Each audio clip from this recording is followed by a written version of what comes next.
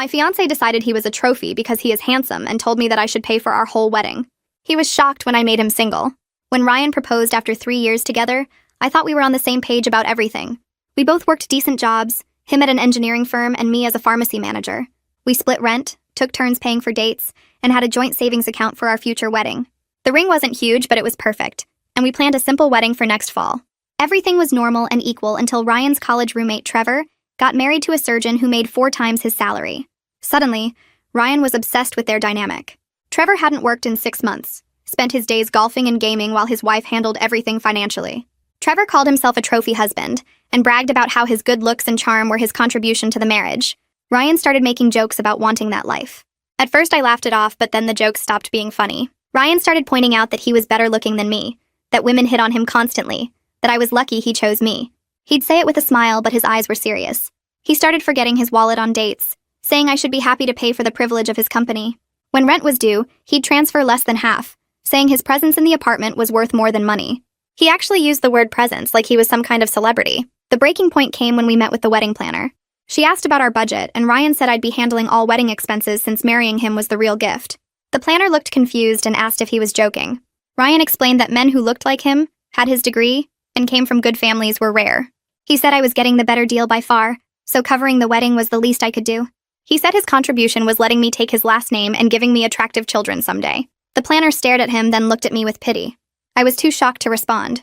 That night, Ryan presented me with what he called a relationship restructuring proposal. It was an actual printed document outlining how our marriage would work. I would pay all bills, mortgage, utilities, groceries, and vacations. He would maintain his physique, be available for social events, and provide companionship. He'd budgeted $1,500 a month for his gym membership, supplements, and grooming because maintaining his looks was a full-time job. He wanted to spend money for golf and boys' trips. He actually allocated himself a clothing budget because he said a prize needed proper packaging. At the bottom, he'd calculated that his physical attractiveness and social status were worth at least $200,000 a year, so really, I was getting a bargain. When I asked if this was a joke, he said successful women everywhere were looking for men like him, and I should be grateful he was willing to commit to just me. He said his mother had raised him to know his worth and not settle for less than total appreciation. He brought up his friend Derek, whose girlfriend bought him a BMW just for being exclusive with her. He mentioned his cousin Lucas, whose wife paid him a monthly allowance. He said this was the future of relationships, and I needed to get on board or get left behind.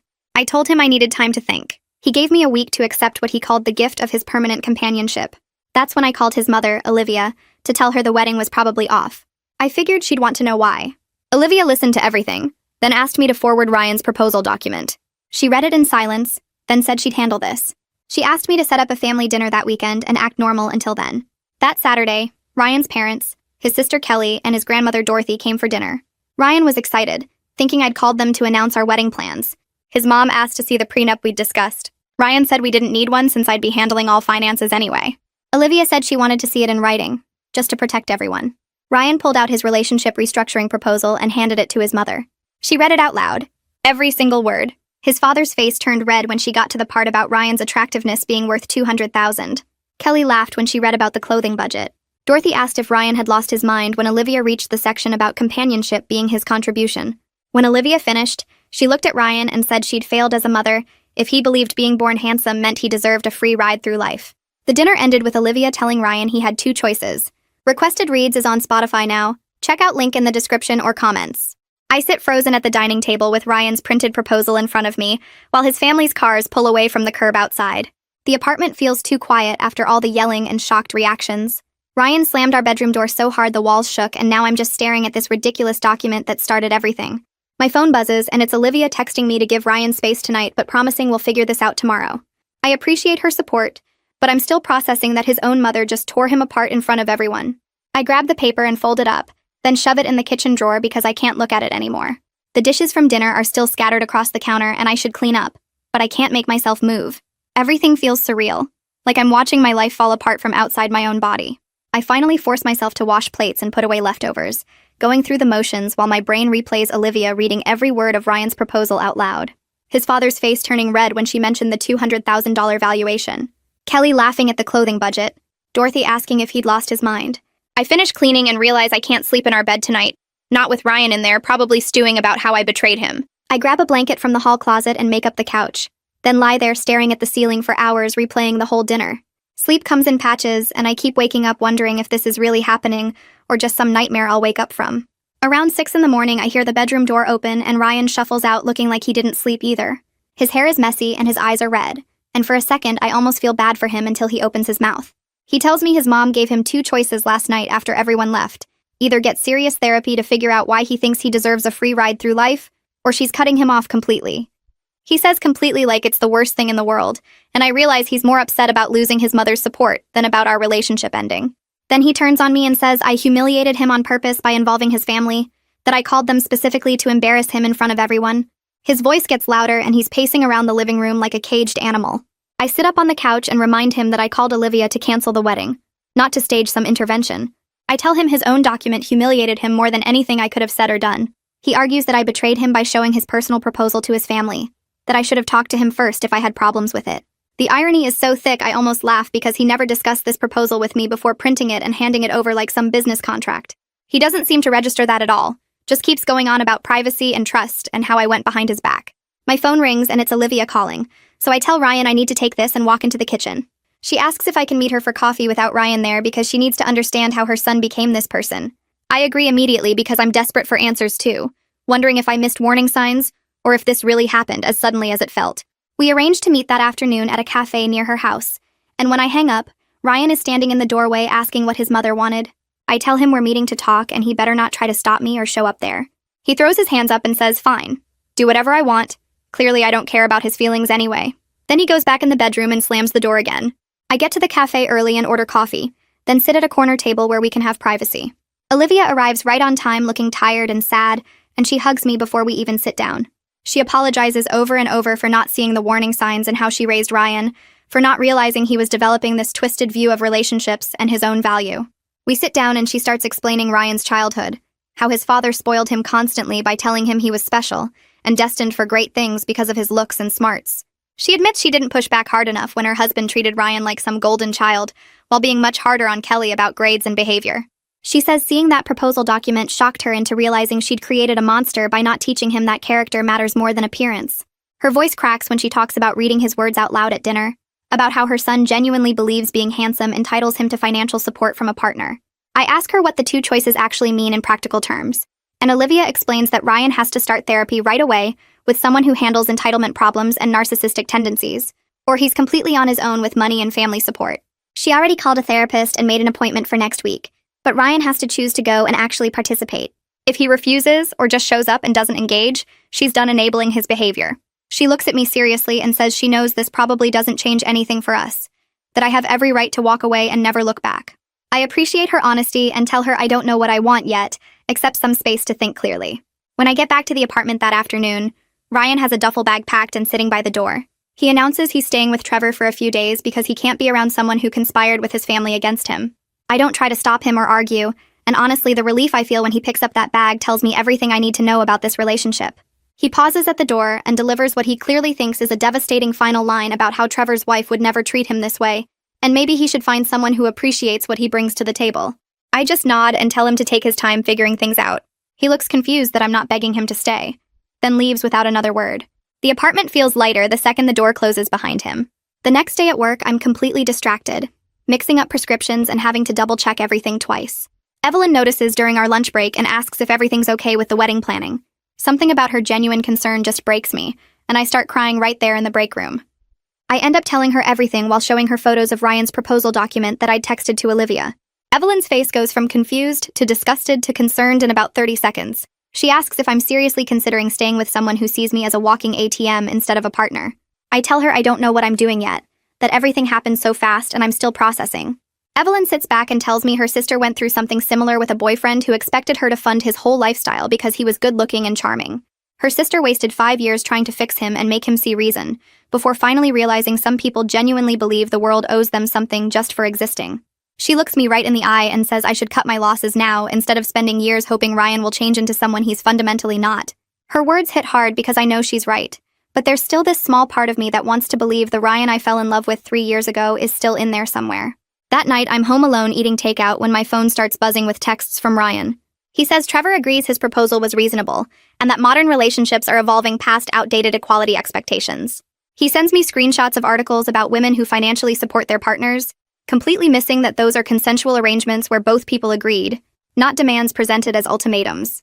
The texts keep coming, and he says he's willing to come home if I apologize for embarrassing him and agree to a modified version of his proposal with slightly lower monthly allowances. I stare at my phone in disbelief that he thinks lowering his clothing budget by $100 is some kind of compromise. I don't respond because anything I say right now would just start another fight, and I'm too tired to deal with his delusions tonight. I type out a message asking if he even loves me, or if I'm just a convenient funding source. My finger hovers over the send button for a solid minute before I press it. The 3 dots appear almost instantly, showing he's typing. His response comes through saying love means supporting your partner's full potential. I stare at those words, trying to process how he twisted the concept of love into financial obligation. He sends another text explaining his full potential requires freedom from financial stress, so he can focus on being the best version of himself physically and socially. I feel sick reading it because he genuinely believes this garbage. I type back asking what I get out of this arrangement besides his presence. The answer comes as a photo attachment, and when I open it, my jaw literally drops. It's a shirtless gym selfie with the caption saying most women would kill for this, so I should stop acting like I'm settling. I screenshot the entire conversation because I know nobody will believe this level of narcissism without proof. My hands shake as I scroll back through our texts, seeing the progression of his entitlement laid out in black and white. I call Marley, sobbing so hard I can barely get the words out. She tells me she's leaving work early and will be at my apartment in 20 minutes. I pace the living room, clutching my phone, waiting for her to arrive. When she gets there, I hand her my phone without saying anything, and watch her face change as she reads through the messages. She stops at the shirtless photo and her mouth falls open before she starts laughing this shocked, disbelieving laugh. She declares Ryan has fully lost his mind if he thinks a gym selfie is adequate compensation for funding his entire life. We sit on my couch going through everything while she takes notes on her laptop. She pulls up our joint bank accounts and credit cards, helping me figure out what's mine and what's shared. We discover I've been paying significantly more than half of everything for the past 4 months without really noticing. Marley creates a spreadsheet tracking every shared expense and calculating what Ryan actually owes me. The number comes to almost $3,000, not counting the wedding savings. She asks if I want to pursue getting that money back legally, and I tell her I just want him out of my life completely. We spend 3 hours going through every financial connection between us, while Marley explains exactly how to separate everything without screwing myself over. She makes me promise to change all my passwords and security questions tonight. By the time she leaves around midnight, I have a clear action plan for the morning. I wake up early, unable to sleep anymore, and open our joint savings account on my laptop. The balance shows $4,800 less than it should. My heart starts pounding as I check the transaction history. Yesterday at 2 in the afternoon, Ryan withdrew $4,000 from an ATM near Trevor's apartment complex. I call the bank immediately, and the representative confirms the withdrawal was legitimate since both our names are on the account. She explains there's nothing they can do about money he legally had access to. I text Ryan asking what the hell he thinks he's doing taking our wedding money. He responds saying he needed emergency funds since I'm being unreasonable about his very reasonable proposal. Another text comes through claiming he'll pay it back once I come to my senses, and we can resume planning our life together. I'm shaking with rage as I log back into the bank account and transfer the remaining $4,900 into my personal checking account. The transfer processes immediately, and I feel this rush of relief seeing the joint account balance drop to 0. I compose a text telling Ryan the engagement is off and he needs to arrange to get his belongings from the apartment. My finger hits send before I can second-guess myself. His response comes in rapid-fire messages filling my screen. The first one calls me a vindictive bitch who can't handle dating out of her league. The next says, I'll regret this when I'm alone, and he's with someone who recognizes his value. Another claims I'm making the biggest mistake of my life by letting him go. I watch the messages pour in, getting progressively more hostile and desperate. He threatens to tell everyone I'm financially abusive for cutting off his access to our money. The irony would be funny if I wasn't so angry. I screenshot everything again, adding to my growing evidence folder. My phone buzzes with a text from Olivia asking how I'm doing and whether Ryan contacted the therapist yet. I take a deep breath before typing out what happened with the withdrawn money and my decision to end the engagement. The 3 dots appear, then disappear, then appear again, like she's rewriting her response multiple times. Finally, she sends back that she's heartbroken but not surprised, and that she supports my decision completely. She asks if I want her to try talking sense into Ryan one more time. I tell her I'm past the point of wanting him back even if he changes because the person I thought I knew doesn't exist. She responds with a heart emoji and tells me I deserve so much better than her son turned out to be. My phone rings an hour later showing Kelly's name. I answer and she immediately says her mother told her what happened with the money and the breakup. Her voice sounds tight, like she's been crying or is about to start. She tells me she wants me to know Ryan pulled similar stunts growing up. The story she shares makes my stomach turn. When Ryan was 16, he stole $200 from their grandmother's purse to buy expensive sneakers. Dorothy discovered the missing money and confronted him, but Ryan convinced their father it was justified because he needed to look good for a big school presentation. Their dad actually paid Dorothy back himself and told Ryan his image was an investment in his future. Kelly says that moment taught Ryan all the wrong lessons about consequences and accountability. She shares another story about Ryan stealing Kelly's birthday money when they were teenagers, and their father giving him the same amount as an advance on his allowance, so he could pay her back. Their mother tried to push for real consequences, but their father always swooped in to rescue Ryan from his own choices. Kelly apologizes for not warning me sooner about these patterns. She says she hoped Ryan had grown out of it, and that our relationship seemed healthy until recently. We talk for almost an hour about family dynamics and enabling behavior. She promises to stay in touch regardless of what happens with Ryan, because she considers me a friend, separate from being her brother's ex. After we hang up, I sit with this new information, understanding Ryan's entitlement didn't appear overnight, but was carefully cultivated over decades. I pull up my landlord's contact information and compose an email asking about removing Ryan from our lease. The response comes back within 2 hours, explaining our lease doesn't end for 7 more months. He sympathizes with my situation, but says Ryan has equal rights to the apartment unless I can prove he's dangerous, or he agrees to leave voluntarily. The landlord suggests I might want to consider finding a new place if Ryan refuses to move out peacefully. I stare at that suggestion, feeling this wave of unfairness wash over me. I'm the one who actually pays rent on time every month. I'm the one who takes care of the apartment and deals with maintenance issues.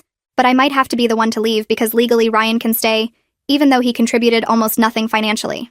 I start looking at apartment listings anyway because I need a backup plan. The rent prices have gone up significantly since we signed our lease 2 years ago. Moving would cost me first month, last month, security deposit, and moving expenses. I calculate the total and realize it would wipe out most of what I just transferred from our joint account. The unfairness of it makes me want to scream. My phone buzzes with a text from my neighbor asking if everything is okay because she saw Ryan loading boxes into a truck. I check the timestamp and realize the text came through 20 minutes ago, while I was researching apartments. I grab my keys and rush home from the coffee shop where I'd been working on my laptop. Trevor's truck is pulling away from the curb as I turn onto my street. I run up the stairs and unlock the apartment door. Ryan's side of the closet is empty. His gaming setup is gone from the living room. I walk through each room cataloging what's missing. He took all his clothes, obviously, but also his gaming equipment, his vinyl record collection, and several things we bought together. The kitchen is missing our nice coffee maker, the Instant Pot, and the knife set we got as an engagement gift from my aunt. I stand in the middle of the apartment feeling violated, even though technically he had every right to take his own belongings. The printed proposal document sits on the kitchen counter with a note scrawled on the back. I pick it up and read his message saying I'll realize what I lost when I'm cooking alone in my empty apartment. The pettiness of it hits me hard. He actually thinks taking my kitchen appliances will make me regret losing him. I call Marley again, and she arrives 30 minutes later with her camera and a notebook.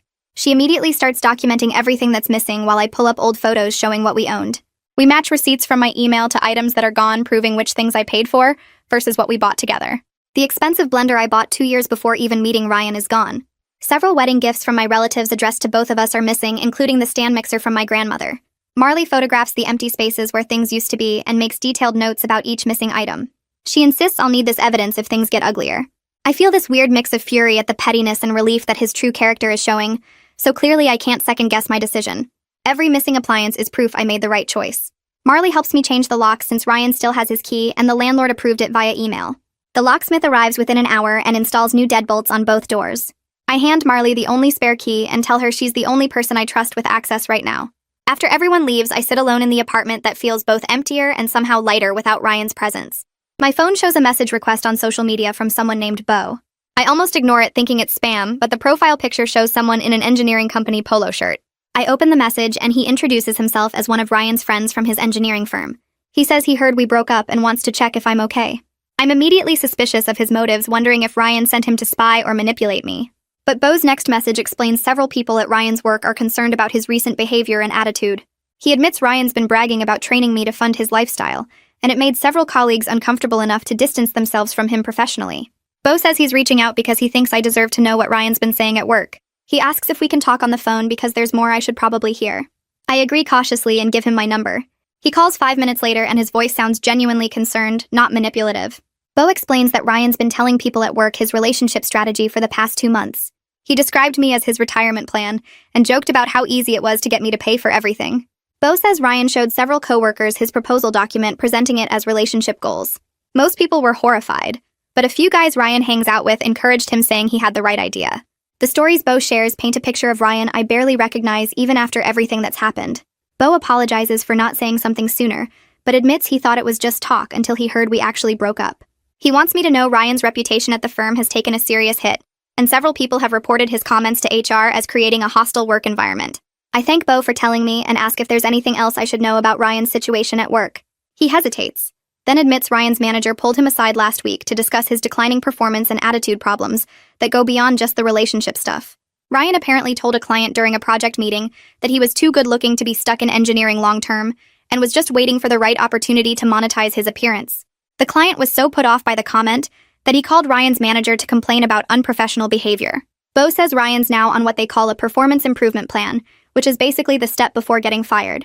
His manager documented multiple instances of Ryan making comments about not needing to try hard because his looks would carry his career regardless of his actual work quality. Bo sounds genuinely worried when he tells me this because Ryan doesn't seem to understand how serious the situation is at work. I feel this weird mix of satisfaction that Ryan's delusions are catching up with him professionally and concern that he's destroying his own life. After I hang up with Bo, I sit on my couch processing everything and realize Ryan's problems extend way beyond just our failed relationship. He's built his entire identity around being attractive and expecting the world to reward him for it. Marley comes over that evening and I fill her in on what Bo told me about Ryan's work situation.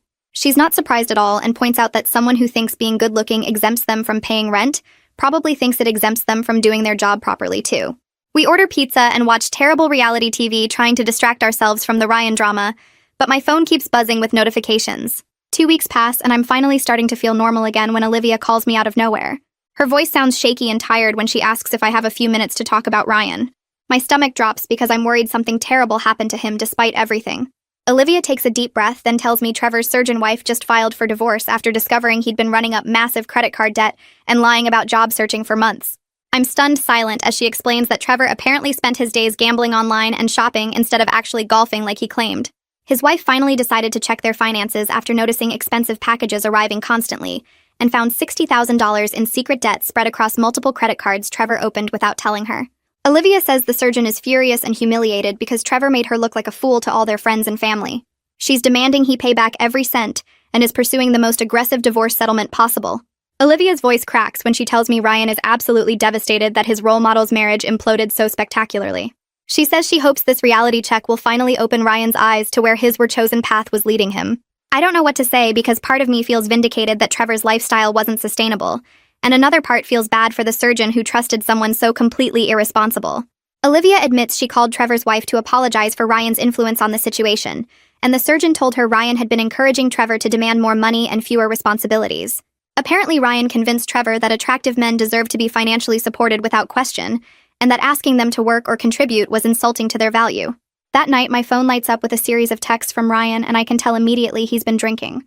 The messages come rapid fire and barely make sense as he rambles about how Trevor's situation is totally different from what he was proposing with me. He insists Trevor's marriage failed because his wife was controlling and didn't appreciate him properly, not because Trevor was irresponsible with money and lied constantly. Ryan texts that the surgeon worked too much and neglected Trevor's emotional needs, which forced him to seek comfort in shopping and gambling. He says this whole mess proves his point that relationships need proper investment in the attractive partner's well-being and mental health. Ryan actually types out that Trevor's wife should have been monitoring his stress levels better and providing him with healthy outlets for his anxiety instead of just throwing money at him and expecting him to be fine. The texts get more unhinged as he continues saying that if Trevor had a partner who truly valued him and made him feel secure, he wouldn't have needed to gamble or hide purchases. He claims the surgeon's career focus destroyed their marriage and that Trevor was basically neglected and abandoned emotionally. Ryan ends his drunk texting rant by saying this situation reinforces everything he tried to explain to me about how attractive partners need special care and attention. I stare at my phone in disbelief that Ryan witnessed his role model's marriage collapse under the weight of lies and debt, and somehow twisted it into further proof that he was right all along. I don't respond to any of Ryan's messages because engaging with his delusions won't help either of us move forward. The next morning, I wake up to a much calmer text from Ryan asking if we can meet to discuss dividing our remaining shared possessions in a civil manner. He suggests meeting at a neutral coffee shop to go through the list of items he took and figure out what belongs to who. I'm immediately suspicious of his sudden reasonable tone after last night's drunk rambling, but I do want my stuff back. I text Marley asking if she can come with me as a witness because I don't trust Ryan's motives at all. She responds within minutes saying absolutely, and that she wouldn't let me meet him alone anyway. We arrange to meet Ryan at a coffee shop near my pharmacy the following afternoon. When we arrive, Ryan is already sitting at a corner table looking tired and honestly kind of rough. His hair isn't styled like usual, and he's wearing a wrinkled t-shirt instead of his typical carefully chosen outfits. He stands up when he sees us, and his face falls slightly when he realizes I brought Marley. He asks if we really need a third party for this conversation, and I tell him yes, we absolutely do. Ryan sits back down and slides a handwritten list across the table showing items he took from the apartment. He admits his mother isn't speaking to him right now because he refused to schedule the therapy appointment she demanded. Olivia apparently told him not to contact her until he commits to getting professional help. Ryan tries to start negotiating right away, saying he's willing to return my blender if I agree not to pursue getting back the wedding gifts he took from my relatives. He acts like this is a generous compromise and a sign of his maturity. Marley immediately cuts him off and points out that he stole my property, and he can't bargain with stolen goods like he's doing me some kind of favor. Ryan's face flushes and he gets defensive, saying he's trying to be mature and handle this like adults. But if I want to play hardball, he knows lawyers too. He actually says his family has more money than mine, so I should think carefully about making this a legal battle. I almost laugh at the empty threat, but instead I calmly remind him that his mother controls his family's money, and she's currently not speaking to him. I point out that his legal threats are completely empty when he can't even afford his own apartment right now. Ryan's face goes from red to almost purple, and he admits the money he withdrew from our joint account is running out faster than he expected. He's been staying on Trevor's couch, but that situation is ending since Trevor is dealing with his own divorce mess. Ryan asks if he can move back into our apartment temporarily, just until he figures out his living situation. He promises he would stay in the spare room and leave me completely alone. I tell Ryan absolutely not, and that he made his choice when he stole from our savings and took my belongings. He needs to figure out his living situation without using me as his backup plan or safety net. Ryan's face crumples and he accuses me of being heartless and punishing him just for being honest about his needs in our relationship. He says most ex-fiancés would at least help their former partners through hard times, instead of abandoning them completely. Marley actually laughs out loud at this statement, and Ryan looks genuinely offended by her reaction. I stand up and tell Ryan to return everything he took within 1 week, or I'll file a police report for theft. Marley and I walk out, leaving Ryan sitting alone at the coffee shop looking confused about why his charm and guilt trips aren't working anymore. On the drive back to my place, Marley says she's proud of me for holding firm and not letting Ryan manipulate me into helping him. She points out that he's trying every tactic he can think of, from negotiation to threats to playing victim, and none of it is working because I finally see him clearly. The following week at work, Evelyn pulls me aside during our lunch break and mentions she heard through some mutual connections that Ryan's reputation at his engineering firm has taken a serious hit. Apparently, his comments about coasting on his looks and his social media posts about deserving financial support have made him a running joke in his department. Evelyn says several colleagues screenshot his posts about relationship restructuring before he deleted them, and now they're circulating around the office as examples of delusional entitlement. People are sharing the screenshots in group chats and making memes out of Ryan's most ridiculous quotes. Evelyn heard from someone who works in Ryan's building that he's become socially isolated at work because nobody wants to be associated with him professionally anymore. His manager apparently had to have another conversation with him about keeping personal drama out of the workplace after Ryan tried to defend his proposal document to coworkers who were mocking it. I feel this complicated mix of vindication that Ryan's behavior is having real consequences and guilt knowing my involvement with his family set off the chain of events that exposed him so publicly. Marley comes over that evening and I tell her about what Evelyn shared regarding Ryan's workplace situation. Marley immediately shuts down my guilt and reminds me that Ryan exposed himself through his own choices and words. She points out that I didn't force him to post about relationship restructuring on social media or tell clients he was too attractive for engineering. Marley says if his own behavior makes him look bad to his colleagues, that's a natural consequence, not my responsibility to fix or feel guilty about. She reminds me that I simply refuse to enable his delusions, and that everything that's happened since then is the result of Ryan's own actions catching up with him. I know she's right, but I still feel weird about being connected to someone whose life is falling apart so dramatically, even though I didn't cause any of it directly. Olivia reaches out again a few days later and tells me she finally convinced Ryan to attend one therapy session by threatening to tell his father about the stolen money if he refused. She says the therapist asked for permission to share general observations with Olivia, since she's the one paying for sessions, and Ryan agreed, probably because he needs her financial support. The therapist apparently told Olivia that Ryan shows classic signs of narcissistic entitlement and will need extensive work to develop empathy and realistic self-perception. Olivia sounds completely exhausted when she admits she's questioning every parenting choice she made that led to this point. She asks if she was too soft on Ryan, or if his father's constant praise damaged him beyond repair. I try to reassure her that she's doing the right thing now by holding Ryan accountable, but she just sounds defeated and sad. I tell Olivia she shouldn't blame herself because Ryan made his own choices as an adult, and she's doing the right thing by holding him accountable now, instead of continuing to enable his behavior. She goes quiet for a moment and then thanks me with this tired voice that sounds like she's been carrying weight for years. She says she hopes I find someone who values me the way I deserve, and that she's genuinely sorry her son wasn't that person. I tell her I appreciate everything she tried to do, and that I'd like to stay in touch with her because I genuinely enjoy her company separate from all the Ryan drama.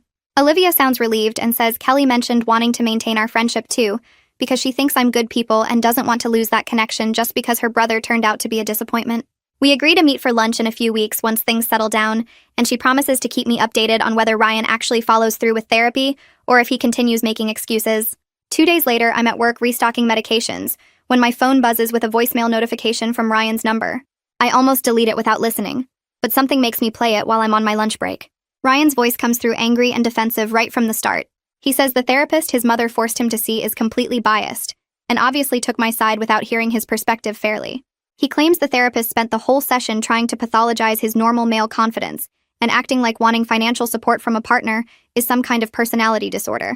Ryan says the therapist didn't understand that modern relationship dynamics are evolving, and that plenty of successful women actively seek men who can focus on being attractive companions instead of traditional providers. He goes on about how therapy is supposed to help people feel better about themselves and build them up, not tear them down and make them question their self-worth. He says he's not going back because clearly this particular therapist has outdated views about gender roles and can't see past traditional expectations. The voicemail ends with him saying he tried to do what his mother wanted, but he's not going to pay someone to insult him for an hour. I save the voicemail because something tells me I might need evidence of his attitude later, and then I text Olivia to let her know Ryan left me an angry message about refusing further therapy. Olivia responds within minutes saying she already heard from the therapist that Ryan stormed out halfway through the session after the therapist suggested his expectations might be unrealistic. She sounds exhausted and says she told Ryan she's done helping him financially until he completes at least 6 months of consistent therapy with genuine effort. I feel bad for her having to deal with this, but I also feel validated that the therapist immediately identified the same issues I saw. 2 days after the angry voicemail, I get a text from Ryan that's completely different in tone. He apologizes for the voicemail and says he's been doing a lot of thinking since the therapy session, even though he walked out early. He admits he might have gotten a little carried away with his proposal and asks if we can meet in person to talk about possibly trying again with better communication this time. He says he misses me and thinks we threw away something good over a misunderstanding that could be fixed if we both tried harder. I stare at the message feeling immediately skeptical because the shift from angry and defensive to apologetic and humble seems too sudden to be genuine. This feels like manipulation rather than actual change, especially since he literally just said he refused to go back to therapy because it made him question himself. I don't respond right away because I want to think about whether meeting him would accomplish anything or just open the door for more manipulation. My phone buzzes again an hour later with a text from Kelly warning me that Ryan called her asking what he should say to win me back. She told him he needs to actually change his behavior and beliefs, not just say whatever words he thinks I want to hear temporarily until he gets what he wants. Kelly says Ryan specifically asked her what I would want to hear, which proves he's strategizing and performing rather than genuinely reflecting on his actions. She advises me to be very careful if I decide to meet with him, because their brother has always been good at performing remorse without actually feeling it when he wants something from someone.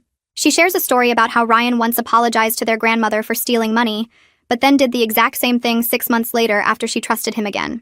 Kelly says she loves her brother, but she's watched him manipulate people his whole life, and she doesn't want to see me get pulled back in by fake apologies. I text Kelly back thanking her for the warning and telling her I was already suspicious of Ryan's sudden change in tone. I decide that I'll meet Ryan one more time, but only in a very public location, and I'm bringing Marley with me for support and accountability. I text Ryan back saying I'll meet him at the coffee shop near my work on Saturday afternoon and that Marley will be joining us. He responds asking why I need to bring someone else when this is between us, and I tell him those are my conditions for meeting or we don't meet at all. He agrees after a few minutes. Saturday comes and Marley picks me up so we can arrive together. Ryan is already sitting at a corner table when we walk in, and he looks genuinely humble with his shoulders slumped and his expensive gym clothes replaced with a regular t-shirt and jeans. He stands up when he sees us and thanks me for agreeing to meet him. He starts by apologizing for everything including the proposal, the money he took from our savings, the belongings he stole from the apartment, and his refusal to see things from my perspective. He says the therapy session, even though it was just one session and he walked out, made him realize how entitled he'd become and how badly he treated me during the final months of our relationship. He talks about how he got caught up in Trevor's lifestyle and lost sight of what actually matters in a partnership. His voice sounds sincere and his eyes look sad, and I can see why Kelly warned me about his ability to perform remorse convincingly. Marley leans forward and asks him pointed questions about what specifically he learned from that one therapy session and what concrete steps he plans to take differently going forward. Ryan stumbles through answers about respecting equality and valuing partnership and treating me like a teammate instead of a funding source. He says a lot of the right words, but something about the way he's saying them feels rehearsed, like he practiced this speech. Marley asks if he's continuing with therapy since he clearly needs more than one session to work through these issues. Ryan's face changes slightly, and he admits he can't afford therapy right now since he's between jobs, and his mother cut him off financially. He says he was hoping we could work through things together and support each other through this difficult time. The moment he says this, I feel my suspicion confirmed because he's not actually interested in changing. He's performing contrition to regain access to my financial support. I take a breath and tell Ryan I appreciate him apologizing, but I'm not interested in reconciling, and he needs to continue therapy and work on himself independently before he's ready for any healthy relationship with anyone. Ryan's mask slips just slightly, and he asks how I expect him to afford therapy without any support system. He suggests I could help him pay for therapy sessions as a way to invest in our potential future together, since fixing himself would benefit both of us if we got back together eventually. Marley actually gasps out loud at the audacity, and I feel anger rising in my chest. I stand up and tell Ryan this conversation proves exactly why we can't be together, because even his apology comes with expectations that I should fund his personal growth. I grab my purse and Marley stands up with me. Ryan reaches out and grabs my arm as I'm turning to leave. It's not violent or aggressive, but it's desperate, and his fingers grip tight enough that I have to actively pull away. He says he has nowhere else to turn because Trevor kicked him out after his wife filed for divorce, and his mother won't help him until he commits to serious therapy he can't afford. He says he's facing potential homelessness, and he's asking me as someone who once loved him to please help him get back on his feet just this one time. His eyes look genuinely scared, but I remove his hand from my arm and tell him firmly to call his father, or figure it out himself, because I'm not his safety net anymore. Marley and I walk out of the coffee shop and I can feel him watching us leave, but I don't look back. In Marley's car, I feel shaky from adrenaline, and she tells me I handled that perfectly. She says Ryan will keep cycling through apologies and crisis appeals as long as I'm accessible to him, and suggests I block his number completely to create real separation. I pull out my phone right there in the passenger seat and block Ryan's number, and then go through all my social media, blocking him on every platform I can think of. Marley drives me home and stays for a few hours, making sure I'm okay. That night after she leaves, I feel this weird mix of relief and sadness washing over me. I'm relieved that I stood firm and didn't let him manipulate me back into his life, but I'm also mourning the relationship I thought we had for 3 years before everything changed. I lie in bed accepting the reality of who Ryan actually is, instead of who I wanted him to be. 3 weeks pass and I'm finally starting to feel normal again when my phone rings with a number I don't recognize. I answer, and a woman identifies herself as calling from a debt collection agency. My stomach immediately drops because I know this can't be good. She asks if I'm aware of credit cards in both my name and Ryan's name that have $18,000 in unpaid charges. I tell her I don't know anything about any joint credit cards, and she reads off account numbers I've never heard before. She says the cards were opened 6 months ago, and the charges have been piling up with purchases at gyms, supplement stores, clothing retailers, and cash advances from ATMs. 6 months ago is right around when Ryan started his whole trophy husband obsession after Trevor's wedding. I feel sick realizing Ryan must have opened these accounts using my personal information without my knowledge or consent. The collector says I'm listed as a joint account holder and asks when I can arrange payment. I tell her I need to pull my credit report and I'll call her back because this is the first I'm hearing about any of this, and it sounds like identity theft. I hang up with the debt collector and my hands shake as I navigate to the credit reporting website. The login takes forever to load, and each second feels like an hour while I wait to see what Ryan did to my financial life. When the report finally pulls up, my stomach turns over seeing 2 credit cards I never opened listed under my name. The first card shows a $15,000 balance and the second shows $3,000. Both opened exactly 6 months ago in March, right after Trevor's wedding when Ryan started his whole trophy husband campaign. I click through the detailed transaction history and feel physically sick reading the charges. Gold's Gym premium membership for 12 months paid up front, $400 in protein supplements from some boutique nutrition store, 6 different purchases at designer clothing stores totaling over $2,000, golf equipment from a sporting goods store, and dozens of ATM cash advances ranging from $200 to $500 each. Every single purchase was for Ryan's personal use, funding his transformation into the trophy husband he decided he deserved to be. The applications were submitted online using my social security number and our shared apartment address, and someone forged electronic signatures that were supposed to be mine. I download and print every page of documentation, my printer spitting out 23 pages of evidence that the man I almost married stole my identity to fund his delusions. I call the non-emergency police line and explain the situation to the dispatcher, who transfers me to the fraud division. The officer who answers asks me to come down to the station to file a formal report, and I grab my printed credit reports and head out immediately. At the police station, I sit across from Officer Smith, who reviews my documentation with a serious expression. She asks detailed questions about my relationship with Ryan, when we broke up, whether he had access to my personal information, and whether I gave him permission to open any accounts in my name. I answer everything honestly, and sign statement after statement swearing I had no knowledge of these accounts until today. Officer Smith explains they'll investigate the applications to verify the forged signatures, and that credit fraud cases with this much documentation usually result in criminal charges. She asks if I'm prepared to press charges against Ryan, knowing it could result in jail time and a criminal record that would follow him forever. I hesitate because despite everything Ryan did, some part of me never wanted to destroy his entire life, just wanted him to face consequences and actually change. Officer Smith seems to sense my conflict and explains that financial abuse often follows this exact pattern of escalation, starting with entitlement, moving to manipulation, then crossing into outright theft and fraud. She says many victims struggle with pressing charges because they still care about their abusers, but that protecting abusers from consequences only enables them to victimize others in the future. I leave the police station with copies of my reports and a case number, feeling completely drained. My phone buzzes with a text from Marley asking how I'm doing, and I call her instead of texting back. She answers immediately, and I break down telling her about the credit cards and the police report. Marley is furious on my behalf, saying Ryan deserves whatever consequences come his way after systematically stealing from me for 6 months while pretending to love me. She asks if I'm really going to press charges, and I admit I don't know yet. That part of me feels guilty about potentially sending him to jail. Marley goes quiet for a moment, then says something that hits hard. She reminds me that Ryan didn't just steal money. He stole my identity, my trust, my financial security, and my ability to feel safe in my own relationship. She says if I don't press charges, Ryan will absolutely do this to someone else, because he's proven he believes he's entitled to whatever he wants, regardless of laws or other people's rights. She tells me to think about the next woman Ryan dates, and whether I want her to go through what I went through or worse. That night, I can't sleep, staring at my ceiling and thinking about Marley's words. I pull up my phone and text Evelyn even though it's late, asking if she's awake. She responds within minutes saying she's up and asks what's wrong. I tell her about the credit fraud and the police report, and my struggle with whether to press charges. Evelyn calls me immediately, and her first words are asking if I'm seriously considering protecting Ryan from the consequences of committing multiple felonies against me. She says her sister's ex, who financially abused her, never faced real consequences, and went on to do the same thing to 2 more women before finally getting caught. Evelyn tells me I have a responsibility not just to myself, but to future victims to make sure Ryan faces serious enough consequences that he either changes completely or at least has a criminal record warning other women. She asks me what I think Ryan learned from our breakup and his mother cutting him off, and I realize the answer is probably nothing substantial since he immediately moved on to stealing from me, instead of actually changing his behavior. The next morning, I call Officer Smith and tell her I want to proceed with pressing charges. She sounds relieved and says she'll forward my case to the detective handling financial crimes. Within 2 hours, Detective Wilson calls me to schedule a meeting to go over everything in detail.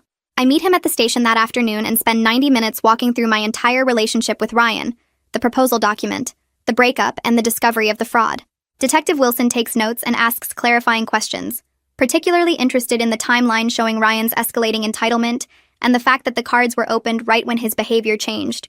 He explains that cases like mine with clear documentation and obvious motive usually result in charges being filed, and asks if I understand that Ryan could face up to 5 years in prison for identity theft and credit fraud. I swallow hard and say I understand, that I've thought about it carefully, and I believe it's the right thing to do, even though it's incredibly difficult. Detective Wilson nods and says he'll be in touch once they've gathered enough evidence to make an arrest. 3 days pass, and I'm at work when Detective Wilson calls to tell me Ryan was arrested that morning at an address in the suburbs. He says Ryan was staying with Trevor's ex-wife, which strikes me as deeply ironic since she was the surgeon Ryan idealized and wanted me to emulate. Detective Wilson mentions that the ex-wife actually seemed relieved about the arrest and asked to speak with me if I was willing. I agree, and he gives me her number. I call her during my lunch break, and a woman answers introducing herself as Dr. Sarah Smith. She thanks me for pressing charges and explains that Ryan showed up at her door 2 weeks ago, claiming he had nowhere else to go after Trevor kicked him out. She felt sorry for him and let him stay in her guest room, but within days he was hinting that she should help him get back on his feet financially, since she could clearly afford it. When she refused, he started making comments about how she owed him for being willing to keep her company since her divorce left her alone. Dr. Smith says she was trying to figure out how to make him leave without causing a scene when the police showed up with an arrest warrant. She tells me she wishes Trevor's wife, meaning herself, had pressed charges against Trevor for the credit card debt instead of just divorcing him, because maybe it would have prevented Ryan from following the same path. Olivia calls me that evening and I can hear she's been crying. She says the police contacted her as Ryan's emergency contact, and she's horrified to learn about the credit fraud on top of everything else. I expect her to ask me to drop the charges or give Ryan another chance, but instead she says she'll testify against her own son if necessary, because what he did crosses a legal line she cannot excuse or enable. She sounds exhausted and heartbroken, but absolutely firm in her position. Olivia tells me that Ryan's father finally learned the full extent of his son's behavior, and is equally appalled. She says her husband admitted he created this situation by constantly praising Ryan's looks and potential, while never teaching him work ethic, humility, or respect for others. Olivia asks if I want their help pursuing the charges, and I thank her, but say I need to handle this on my own terms. She understands and asks me to let her know if I need anything at all, saying she's so sorry her son turned into someone capable of this. Kelly texts me a few days later asking if we can meet for coffee. We meet at the same place where I last saw Ryan, and Kelly immediately hugs me, saying she heard about everything from their mother. She shares that their father is finally seeing Ryan clearly after years of viewing him through rose-colored glasses that overlooked every warning sign. Kelly says their dad admitted at family therapy that he created a monster by constantly telling Ryan he was special and destined for greatness because of his appearance and intelligence, while being much harder on Kelly for not being the golden child. She tells me the whole family is in therapy now trying to understand their role in Ryan's development, and it's painful but necessary. Kelly says she hopes I can eventually forgive their family for producing someone who hurt me so badly, and I assure her that Ryan's choices are his own responsibility, not theirs. 2 weeks after Ryan's arrest, his court-appointed lawyer contacts me about a potential plea deal. The lawyer explains that Ryan would plead guilty to reduced charges in exchange for full restitution paid over time, 5 years probation, and mandatory counseling. I'm confused about why they're asking my opinion until the prosecutor calls me separately to explain. She says that with my cooperation, they can guarantee consequences for Ryan without a lengthy trial that would drain resources and time. She explains I'd be more likely to actually recover the stolen money through structured restitution payments than through a judgment after trial. The prosecutor acknowledges this isn't as severe as the maximum penalties, but says it holds Ryan accountable while giving him a chance to rebuild his life responsibly if he chooses to take it seriously.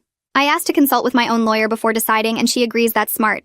My lawyer reviews the proposed plea deal and advises that it's a reasonable outcome given the circumstances. He explains that trials are unpredictable and expensive. While this deal guarantees Ryan faces real consequences, including a criminal record, mandatory therapy, and legal obligation to repay me.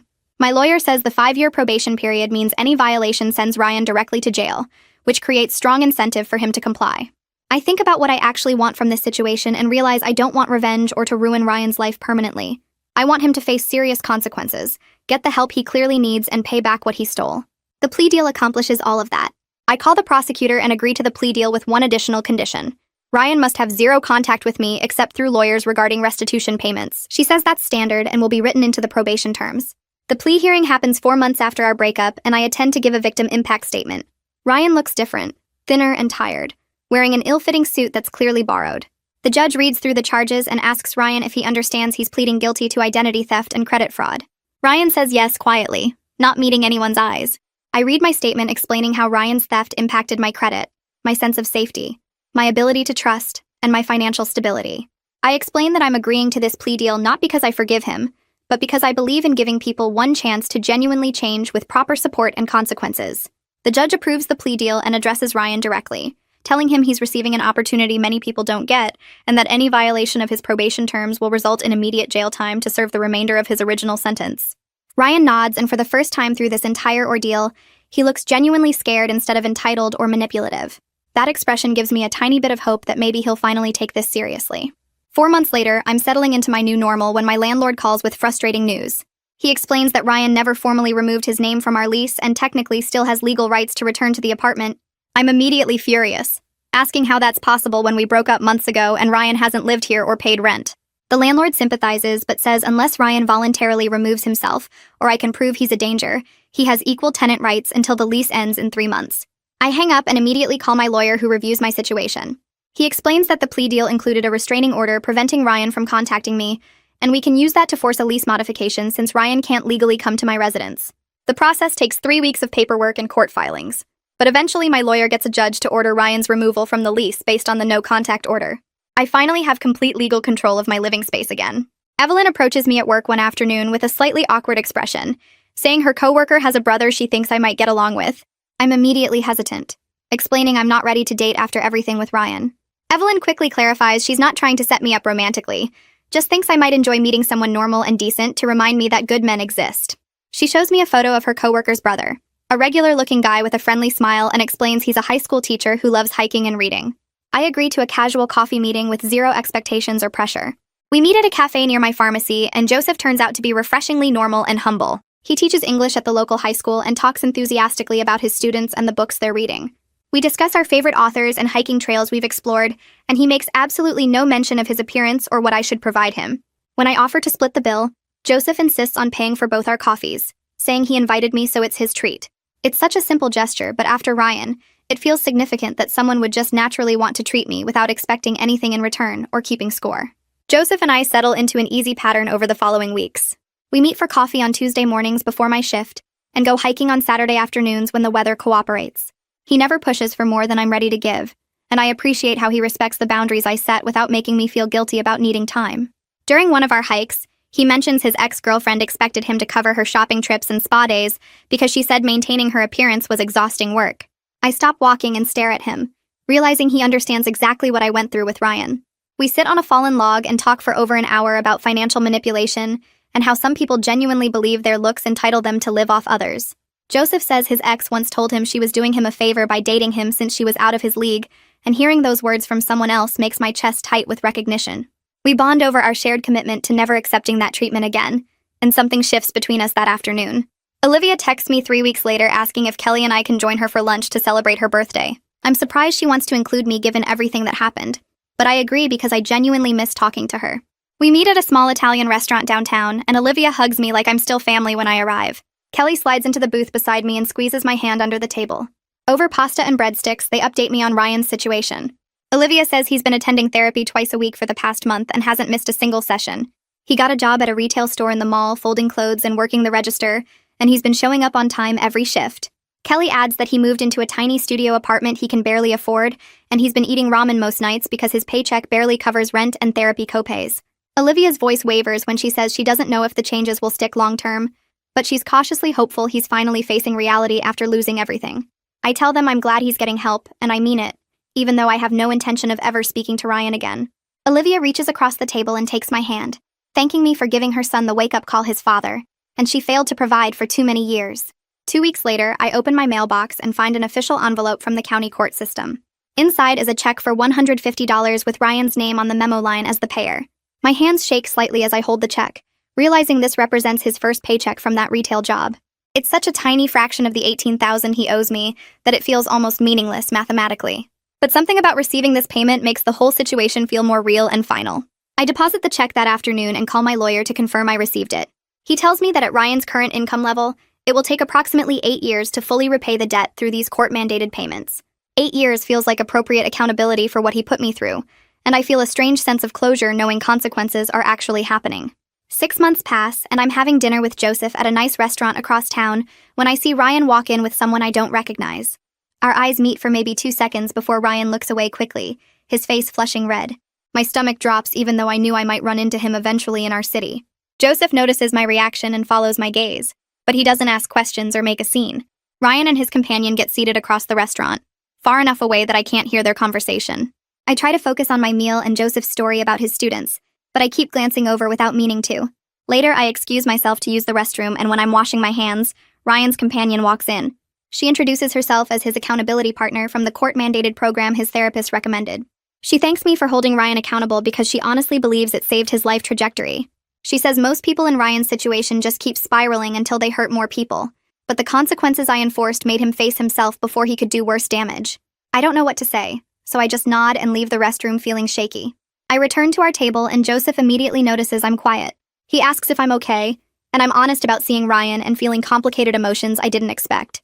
Joseph reaches across the table and covers my hand with his, saying it's completely natural to feel mixed emotions about someone I once planned to marry. He doesn't get jealous or insecure, just understanding and patient. His response makes me appreciate him even more because Ryan would have made my feelings all about him and how they affected his ego. We finish dinner and Joseph drives me home and I realize how different this relationship feels from everything I experienced with Ryan. Marley calls me the next week sounding excited and nervous at the same time. She tells me her girlfriend proposed and she said yes, and then there's this long pause before she asks if I'll be her maid of honor. I start crying before I can answer, and Marley immediately apologizes for asking so soon after everything with Ryan. I interrupt her to say I'm crying because I'm genuinely happy for her, not because I'm sad about my own situation. She admits she almost waited to tell me because she didn't want to hurt me, knowing I should have been planning my own wedding this month. I assure her I'm thrilled for her and ready to celebrate love that's actually healthy and mutual. We spend an hour on the phone talking about her proposal and her plans, and I feel lighter afterward despite the tears. Marley's happiness reminds me that good relationships exist and that I made the right choice walking away from Ryan. Planning Marley's wedding becomes surprisingly healing over the next few months. I help her pick venues and taste cakes and choose flowers, creating the celebration I wish I'd had. Her fiancé contributes equally to every decision and every expense, and their dynamic reinforces what I deserve in a partnership. They disagree sometimes about colors or music, but they work through it with respect and compromise instead of one person demanding their way. Joseph comes with me to several wedding planning sessions, and he fits naturally into my friend group without trying too hard. Marley pulls me aside after one meeting and tells me she really likes Joseph, that he seems genuinely good for me. I realize I'm falling for him in a way that feels completely different from what I felt with Ryan, built on respect and equality instead of obligation and imbalance. 8 months after my breakup with Ryan, my district manager calls me into her office at the pharmacy. I assume I'm in trouble for something, but instead she offers me a promotion to regional pharmacy manager with a significant raise. I accept immediately and celebrate that night by booking the weekend trip Joseph and I have been planning for weeks. We drive to the coast and stay in a small bed and breakfast overlooking the ocean. On our second night there, we're walking on the beach after dinner when Joseph stops and turns to face me. He tells me he's falling in love with me and wants to be official and exclusive if I'm ready for that. My heart races as I realize I am ready, that I've healed enough to trust again with someone who's proven through consistent actions that he values equality and partnership. I tell him I'm falling for him too, and we stand there on the beach kissing while waves crash nearby. 2 weeks later, I receive another envelope from the court system. Inside is a letter from Ryan marked as a one-time exception to the no-contact order. I almost throw it away without reading it, but curiosity wins. Ryan's handwriting covers 2 pages with a genuine apology that takes full responsibility for his actions without making excuses or asking for anything. He acknowledges he was abusive, entitled, and delusional during our relationship. He thanks me for holding him accountable when his family's initial enabling failed to teach him consequences. He writes that he doesn't expect forgiveness, but wants me to know my strength in leaving likely saved him from becoming an even worse person. He hopes I've found happiness and says he's working hard in therapy to become someone who could have healthy relationships someday. The letter ends with his signature and nothing else. No request for response or reconciliation. I read Ryan's letter 3 more times over the next few days, sitting with the complicated feelings it brings up. Part of me feels vindicated that he finally understands what he did wrong. Another part feels sad for the relationship we could have had if he'd been this person from the start. But mostly I feel grateful I had the strength to leave when I did. I file the letter away in a drawer and decide not to respond, recognizing that closure comes from within rather than from his validation. The letter provides a sense of completion, but it doesn't change my forward trajectory with Joseph, my new promotion, or my excitement about Marley's upcoming wedding.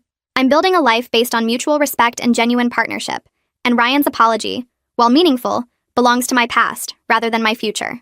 Marley's wedding takes place at a vineyard in late spring, with white chairs lined up on the lawn and flower arrangements everywhere. I stand beside her at the altar in my pale blue dress, holding her bouquet while she exchanges vows with her fiancé.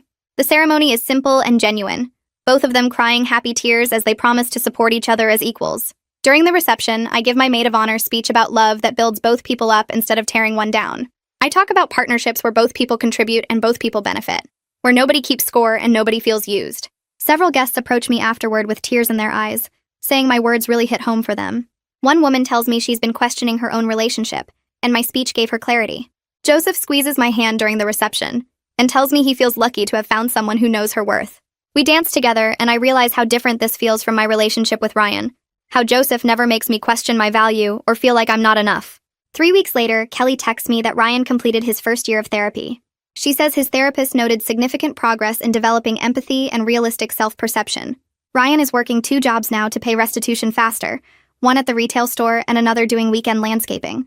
Kelly mentions he started volunteering with a financial literacy program for young men, teaching them about equal partnerships and financial responsibility. She sends me a photo of Ryan at one of the workshops, looking humble and engaged in a way I never saw during our relationship.